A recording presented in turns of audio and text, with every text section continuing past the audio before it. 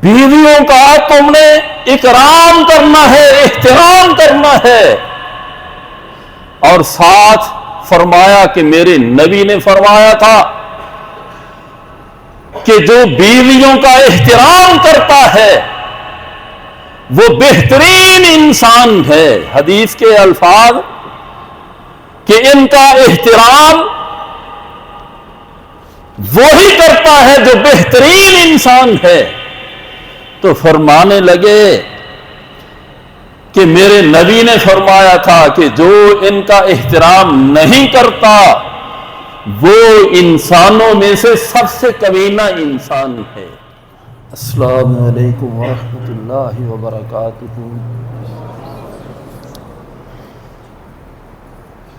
الحمد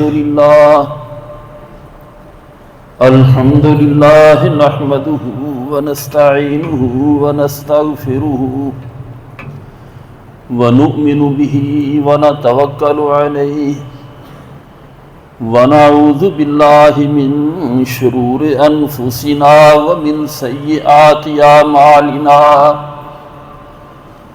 من یہدہ اللہ فلا مضل له ومن یضللہ فلا ہادی لہ واشہد ان لا الہ الا اللہ وحدہ لا شریک لہ واشہد ان محمدا عبدہ ورسولہ اما بعد فان احسن الحدیث کتاب اللہ فاحسن الہدی ہدی محمد صلی اللہ علیہ وسلم وشر الامور محدثاتها وكل محدثة بدعة وكل بدعة ضلالة وكل ضلالة في النار اللهم صل على محمد وعلى آل محمد كما صليت على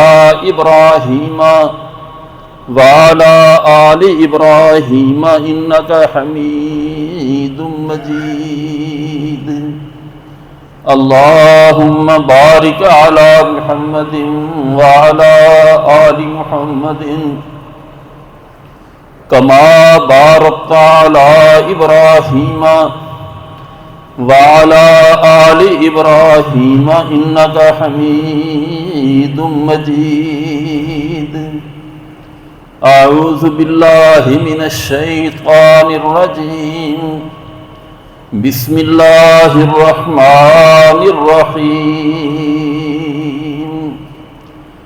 ومن آياته أن خلق لكم من أنفسكم أزواجا لتسكنوا إليها وجعل بينكم مودة ورحمة إن في ذلك لآيات لقوم يتفكرون۔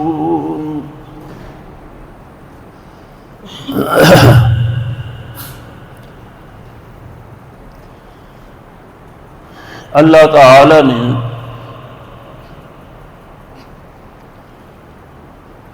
دین اسلام ہمیں بطور نعمت اور اپنی رحمت کے طور پر عطا کیا ہے، تو اس میں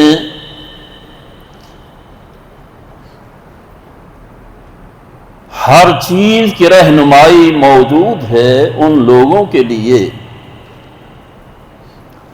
جو دین اسلام سے رہنمائی حاصل کرنا چاہیں۔ یہ کبھی نہیں ہو سکتا کسی نے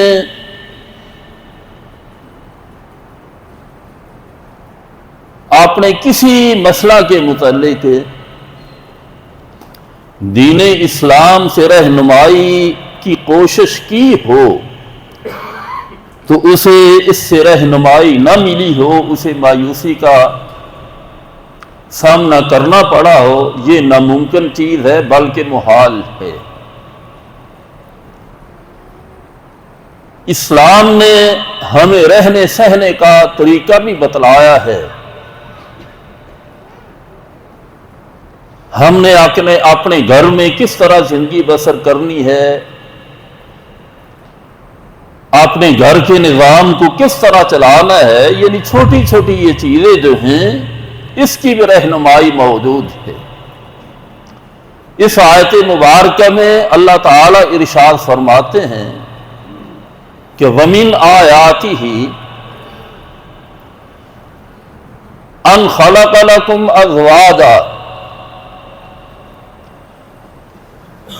جہاں میں نے اپنی بہت ساری نشانیاں پیدا کی ہیں تاکہ لوگ میری ذات کی معرفت حاصل کر سکیں۔ ان نشانیوں میں سے ایک یہ بھی نشانی ہے کہ ان خلق لکم من انفسکم ازواجا، کہ اللہ تعالی نے تمہاری جنس سے ہی تمہاری بیویوں کو پیدا کیا ہے۔ تم انسان ہو، تمہاری بیویاں بھی انسان ہیں، یعنی بیوی کی پیدائش کو اللہ تعالی نے اپنی نشانی قرار دیا ہے۔ آگے اللہ تعالی فرماتے ہیں بیوی کو میں نے پیدا کس لیے کیا تھا؟ لِتَسْكُنُوا، تاکہ تم سکون حاصل کر سکو، تمہاری پریشانیاں دور ہو سکیں۔ وَجَعَلَ بَيْنَكُمْ مَوَدَّةً وَرَحْمَةً، اور اس رشتے میں نے مودت یعنی دلی محبت رکھی ہے۔ اگر دلی محبت ہو فریقین کے درمیان تو یہ رشتہ پروان چڑھتا ہے، اگر یہ چیز نہ ہو تو یہ رشتہ راستے میں رہ جاتا ہے۔ ورحمہ، اور میں نے باہمی رحمت ڈال دی ہے ایک دوسرے کے متعلق، یعنی خامند کا دل بیوی کے متعلق نرم اور بیوی کا خامند کے متعلق دل نرم کر دیا ہے۔ ان ساری چیزوں کو اللہ تعالی نے اپنی معرفت کی نشانی قرار دیا ہے۔ اور آگے اللہ فرماتے ہیں ان فی ذالک لآیات لقوم یتفکرون، ان رشتوں سے میری ذات کی معرفت وہ لوگ حاصل کر سکتے ہیں، لقوم یتفکرون، جو ان رشتوں پر غور و فکر کرتے ہیں۔ جنہوں نے غور و فکر کرنا ہی نہیں، ان کو میری ذات کی معرفت ان رشتوں کی بنا پر حاصل نہیں ہوگی۔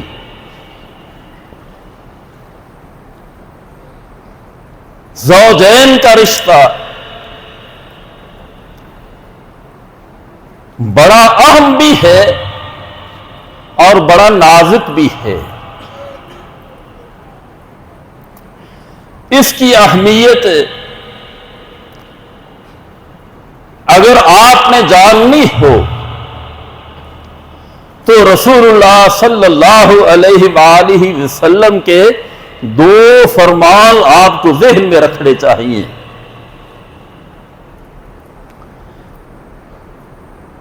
کہ زوجین کے رشتے کی، میاں بیوی کے رشتے کی اہمیت کتنی ہے۔ آپ نے فرمایا خیارکم، تم میں سے بہترین انسان وہ ہے، حدیث کے الفاظ پر ذرا غور کریں، فرمایا خیارکم، تم میں سے بہترین انسان وہ ہے، خیار اہلہ، جو اپنے بیوی بچوں کے ساتھ بھلائی کرتا ہے۔ یعنی ایک انسان सखावत करता रहे, अल्लाह की इबादत करता चला जाए, सदका खैरात करता चला जाए, अगर उसका सुलूक अपनी बीवी से अच्छा नहीं, दुनिया लाख उसे अच्छा कहती रहे, लेकिन मेरे नबी ने उसे अच्छा नहीं कहा। फरमाया खयारुकुम, तुम में से बेहतरीन इंसान वो है कि जो अपने अहलो अयाल से अच्छा सलूक करता है। अब आप देख लें, वो इंसान जिसे सारी कायनात अच्छा कहे लेकिन रसूलुल्लाह अच्छा न कहें, तो आप मुझे बतलाएं कि वो इंसान अच्छा हो सकता है? आपकी नजरों में अच्छा होगा, लेकिन अल्लाह और उसकी रसूल में वो इंसान अच्छा नहीं हो सकता।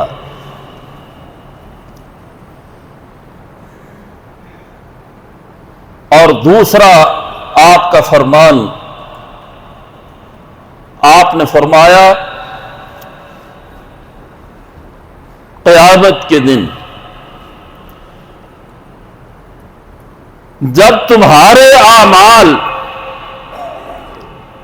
वजन के लिए तराजू में रखे जाएंगे, रसूलुल्लाह सल्लल्लाहु अलैहि वसल्लम के फरमान पर हमें गौर करना चाहिए। क़यामत के दिन जब तुम्हारे आमाल वजन के लिए तराजू में रखे जाएंगे, तो आपने फरमाया सबसे पहली नेकी जो उस तराजू में रखी जाएगी वो तुम्हारे अहलो अयाल के साथ तुम्हारा अच्छा सलूक होगा। सबसे पहली नेकी जो तुम्हारे तराजू में वजन के लिए रखी जाएगी वो नमाज नहीं होगी, रोजा नहीं होगा, ज़कात नहीं होगी, जिहाद नहीं होगा। मेरे नबी ने इरशाद फरमाया है कि वो सबसे पहली नेकी जो मीज़ान में वजन के लिए रखी जाएगी वो तुम्हारा अहलो अयाल के साथ अच्छा सलूक है, अहलो अयाल के साथ नेकी है। रसूलुल्लाह सल्लल्लाहु अलैहि वसल्लम ने यह भी फरमाया कि अगर कोई इंसान खुशी के साथ अपनी बीवी को पानी पिलाता है, एक घूंट पानी का, ज्यादा नहीं, एक घूंट पानी का पिलाता है, तो आपने फरमाया उजेरा उस पर भी अल्लाह उसे अजर अता करेंगे। ये रिश्ता बड़ी अहमियत का हामिल है, लेकिन आज अफसोस जिस कदर इस रिश्ते की अहमियत थी, हमने इस रिश्ते की कदर नहीं की। ना बीवी ने वो मुकाम दिया खामद को, ना खामद ने बीवी को मुकाम दिया। हालांकि बीवी को भी समझना चाहिए कि रसूलुल्लाह सल्लल्लाहु अलैहि वसल्लम ने उस खामद का मुकाम ये रखा है। आपने फरमाया कि अगर गैरुल्लाह को सजदा करना जायज होता, अगर गैरुल्लाह को ताज़ीमी सजदा भी जायज होता, तो मैं बीवी को हुक्म देता कि वो अपने खामद को ताज़ीमी सजदा किया करे। इससे बढ़कर खामद की ताज़ीम का हुक्म इस्लाम क्या दे सकता है। लेकिन अफसोस आज हमारे मुआशरे में आम तौर पर यह समझा जाता है, एक मिसाल दी जाती है कि बीवी की मिसाल एक जूती जैसी है। इंसान के पांव में وہ ایڈجسٹ ہو کر لے، اگر ایڈجسٹ نہیں ہوتی تو اسے پھینک دے۔ میرے بھائیوں، یہ چیز نہیں ہے، اس کی اسلام نفی کرتا ہے۔ اسلام نے اس تصور کی نفی کی ہے۔ انسان نے اس عورت کو مختلف روپ میں پیش کیا ہے۔ فرمایا کہ یہی عورت جب اس کا روپ ماں کا ہوگا تو اس کے پاؤں تلے جنت ہوگی، اس کی رضا میں تیرے رب کی رضا ہوگی، اس کی ناراضگی میں تیرے رب کی ناراضگی ہوگی۔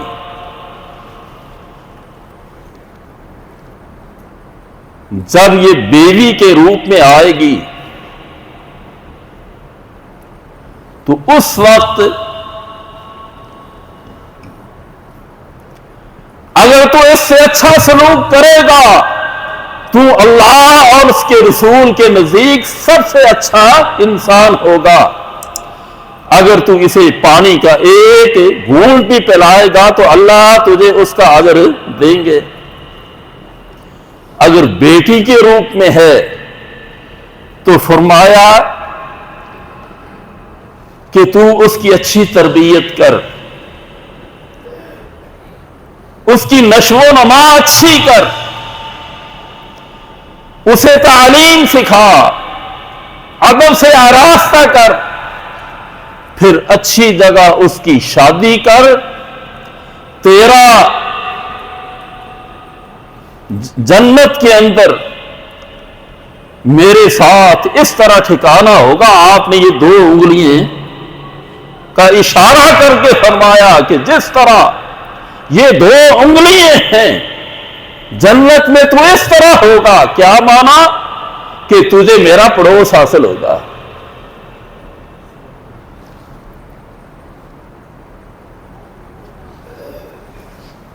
اور رسول اللہ صلی اللہ علیہ وآلہ وسلم نے ارشاد فرمایا، خامند کے ذمے بیوی کا سب سے پہلا حق یہ ہے کہ وہ خامد احسان کرے۔ احسان کا وسیع بہت مفہوم ہے۔ اس احسان میں سب سے پہلی چیز جو آپ نے بیان فرمائی ہے وہ فرمایا کہ جب تو کھائے اس کو بھی کھلا، جب تو پہنے اس کو بھی پہنا۔ کیا معنی؟ اس کا معنی یہ ہے کہ تو اس کی ضروریات کا خیال رکھ، اس کی ضروریات کو اپنی استطاعت کے مطابق پورا کرنا تیرا فرض ہے۔ اگر تجھے اللہ نے استطاعت دی ہے، اللہ نے مال دیا ہے، تو اپنے بیوی بچوں پر اپنے ہاتھ کو کبھی تنگ نہ کرنا۔ اور ہاتھ تنگ کرنے کا معنی بھی یہ نہیں کہ انسان فضول خرچی کرتا چلا جائے، فرمایا نہیں، فضول خرچی سے بچ، ان کی ضروریات کو احسن انداز سے پورا کر۔ جس قدر تو ان پر خرچ کرے گا اللہ تعالیٰ تیرے مال میں، تیرے رزق میں اضافہ کرتے چلے جائیں گے۔ اس کا معنی یہ ہوا کہ وہ انسان جو اپنی استطاعت کے مطابق اپنے اہل و عیال کی ضرورتوں کو پورا نہیں کرتا، اللہ تعالیٰ اس کے رزق کو کم کر دیتے ہیں، اس کی معیشت کو کم کر دیتے ہیں۔ کبھی کاروبار میں نقصان، مال آیا کبھی وہ نقصان ہو گیا، کبھی وہ نقصان ہو گیا، اس کا سکون اللہ ختم کر دیتے ہیں۔ رسول اللہ صلی اللہ علیہ وآلہ وسلم نے فرمایا کہ اگر یہ عورت کوئی بات کر لے تو اس پہ صبر کر، یہ کہ ضروری نہیں کہ ہر بات پہ تو اس کا جواب دے، تو سیخ پا ہو جا۔ شریعت اس بات کی قطعاً اجازت نہیں دیتی۔ خامند کو صبر کا حکم دیا ہے، بلکہ رسول اللہ صلی اللہ علیہ وآلہ وسلم نے خامند کو مختلف مثالوں سے سمجھایا ہے۔ آپ نے خامند کو سمجھاتے ہوئے فرمایا، عورت جو ہے اس کی تخلیق یہ ہڈی، پسلی کی ہڈی سے ہے۔ جس طرح پسلی کی ہڈی ٹیڑھی ہے، اللہ نے اس کی تخلیق میں ہی ٹیڑھ پن رکھا ہے۔ یہ کس نے فرمایا؟ پیارے رسول نے، رسول اللہ صلی اللہ علیہ وسلم نے۔ اب آپ اس حدیث پر ذرا غور کریں تو آپ نے فرمایا کہ اگر تم اس پسلی کو سیدھا کرنا چاہو تو یہ کبھی بالکل سیدھی نہیں ہو سکتی، ٹوٹ تو سکتی ہے، سیدھی نہیں ہو سکتی۔ ذرا رسول اللہ صلی اللہ علیہ وسلم کے الفاظ پر غور کریں۔ آپ کا فرمانا یہ تھا کہ عورت جس طرح کی ہو آپ کو برداشت کریں، گزارا کریں۔ اور دوسری بات یہ ہے، یہ اللہ نے ایک ساخت بنائی ہے، اس پہ ذرا غور کریں۔ اگر پسلی ٹیڑھی ہوگی تو یہ خوبصورت ہوگی، پسلی کا ٹیڑھا ہونا اس کی خوبصورتی ہے۔ اگر پسلی یہ سیدھی ہو جائے تو جسم سے باہر آئے گی، جسم بدنما ہو جائے گا۔ یہ اللہ کے رسول نے مثالیں دے کے سمجھایا ہے کہ عورت کا حسن، عورت کی خوبصورتی ہی ٹیڑھے پن میں ہے۔ لیکن اس کے ساتھ ساتھ عورت کو بھی پابند کیا ہے، خبردار خامن کو ناجائز پریشان نہ کرنا۔ اگر تو اپنے خامن کو ناجائز پریشان کرے گی تو قیامت کے دن اللہ تعالیٰ تجھے اپنی رحمت سے دور کر دے گا۔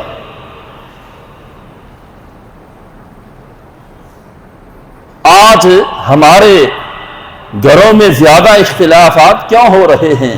ہم ان کو بالکل سیدھا کرنا چاہتے ہیں کہ جس طرح تیر سیدھا ہوتا ہے۔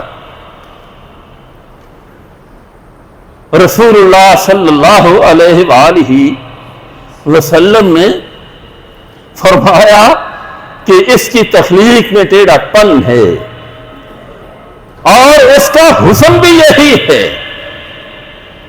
آپ میری اس بات پر ذرا غور کریں، آپ کو سمجھ آ جائے گی کہ رسول اللہ صلی اللہ علیہ وآلہ وسلم کے اس فرمان میں کتنی حکمت ہے۔ تو آپ نے فرمایا کہ دوسرا حق یہ ہے، پہلا حق تو یہ تھا اپنی استطاعت کے مطابق،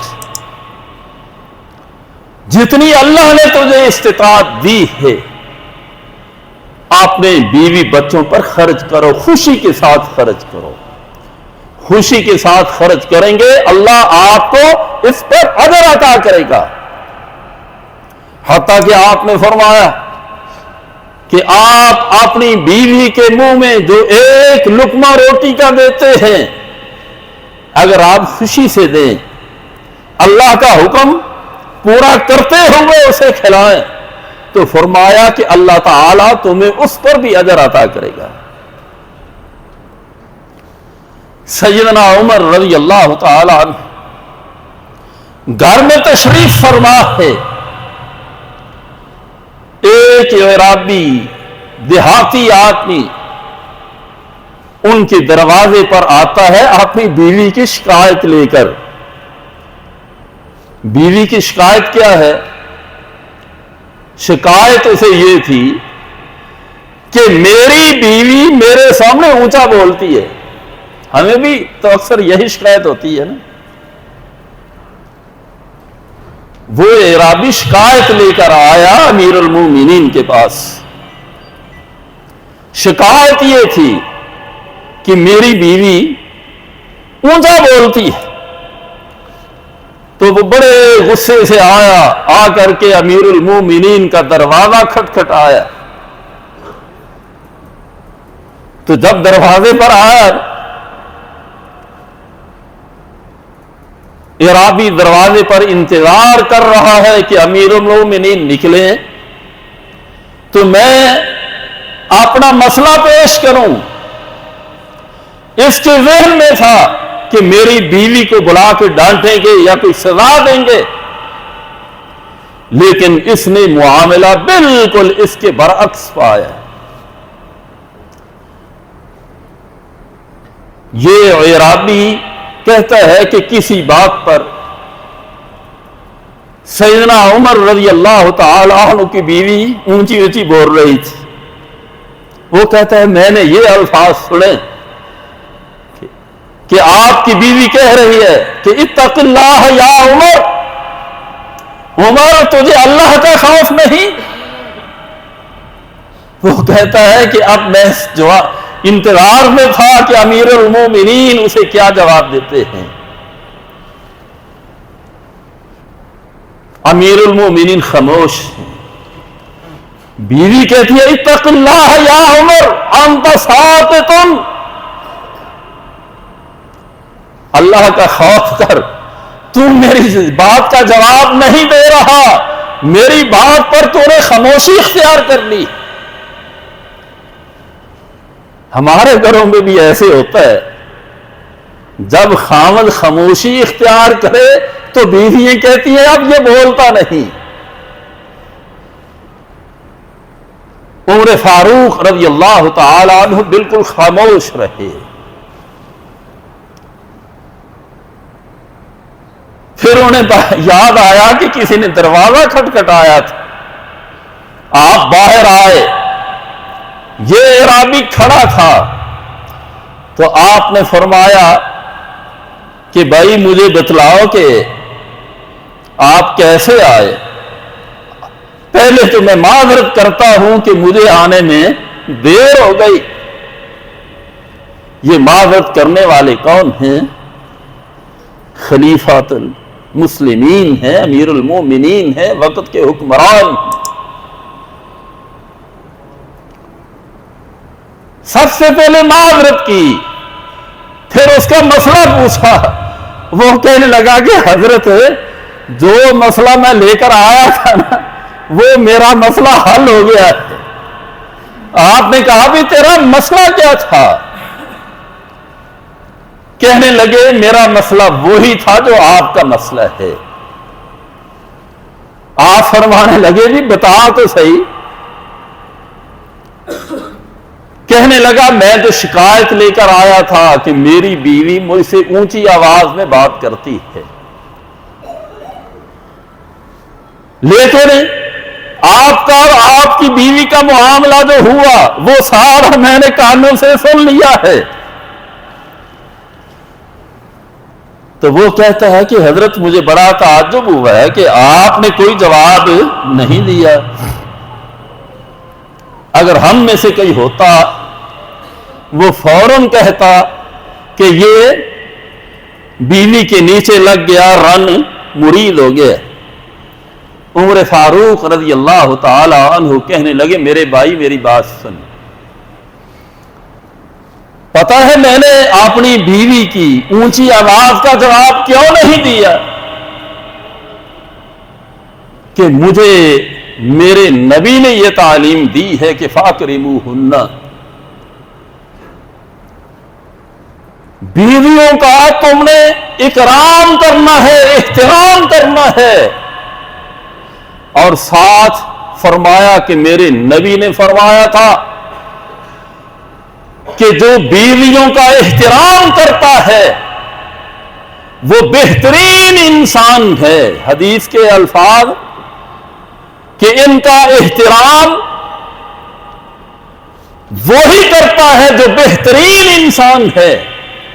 تو فرمانے لگے کہ میرے نبی نے فرمایا تھا کہ جو ان کا احترام نہیں کرتا وہ انسانوں میں سے سب سے کمینہ انسان ہے۔ یہ جواب دیا کس نے؟ سیدنا عمر رضی اللہ تعالی عنہ نے۔ مطلب یہ تھا کہ گھر میں ایسی باتیں ہو جاتی ہیں، ان بنا پر خامند کو پریشان بھی نہیں ہونا چاہیے، خامند کو تہبم کس کے کھاڑے میں بھی نہیں اتر جانا چاہیے، اور ان بنا پر خامند کو اپنا ہاتھ بھی تنگ نہیں کرنا چاہیے۔ رسول اللہ صلی اللہ علیہ وآلہ وسلم کا آخری فرمان آپ سن لیں۔ امام بہقی رحمہ اللہ نے سنن کبریٰ بہقی میں کتاب الشہادات میں یہ روایت لائے ہیں کہ 3 آدمی وہ ہیں کہ وہ جہاں مرضی چلے جائیں اللہ تعالیٰ ان کی دعا کو قبول نہیں کرتے۔ اس کا معنی یہ ہے کہ یہ ایسے بدقسمت ہیں، اگر یہ بیت اللہ کے غلاف کو بھی پکڑ لیں، بیت اللہ کے دروازے کو پکڑ لیں، میدان عرفات میں چلے جائیں، یعنی ان مقامات پر چلے جائیں کہ جن مقامات کی رسول اللہ نے نشاندہی کی ہے کہ یہاں دعا اللہ قبول کرتے ہیں۔ فرمایا کہ جب تک یہ اپنی اصلاح نہیں کرتے اللہ ان کی دعا کو قبول نہیں کرتے۔ ان تینوں میں سے ایک انسان وہ ہے جو اپنے اہل و عیال کے ساتھ اچھا سلوک نہیں کرتا۔ فرمایا وہ جہاں مرضی چلا جائے اللہ اس کی دعا کو قبول نہیں کرتے۔ یہ میرے نبی کا فرمان ہے۔ تو اس لیے میرے بھائیوں، ہم جہاں کوشش کرتے ہیں اپنی اولاد کی تعلیم و تربیت کی، ہمیں کرنی چاہیے، ہمارا حق ہے۔ وہاں بیوی کے بھی حقوق ہیں، ہمیں چاہیے کہ ہم ان کو بھی مد نظر رکھیں۔ اللہ تعالی ہمیں سمجھنے کی توفیق عطا فرمائے۔